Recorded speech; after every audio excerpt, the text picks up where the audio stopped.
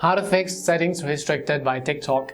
Hi everyone, welcome back to our channel. I am Bimo from App Guide. In today's guide video, I'll simply show you how you can fix if TikTok says that the setting has been restricted. But before we get started, as always, if you are new to our channel, do make sure to leave a like, hit the subscribe button. And without any further ado, let's get started with today's video.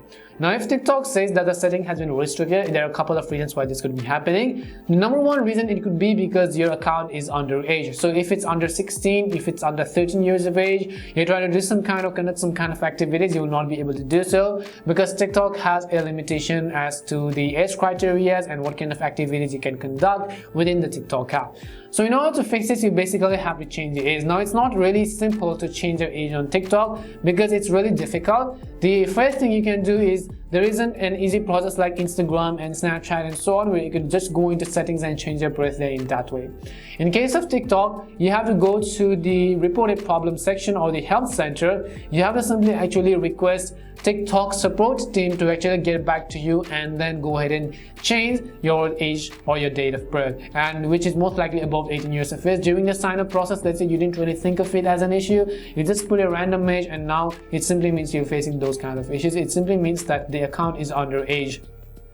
So this is basically the first way to fix it. If not, the other reason I can always recommend you do is if your account is new, if it's not really important to you, you can leave that account as it is and you can simply sign up for a new account. So when you try to sign up for a relatively new account, and now you have to simply update your date of birth, which means that you have to actually enter a date of birth that is over 18 years or older, because that way TikTok is not actually going to set some limitations on your TikTok account.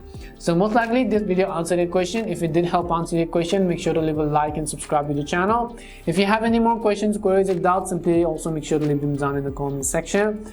Thank you very much for watching till the end of this tutorial and see you soon in our next video.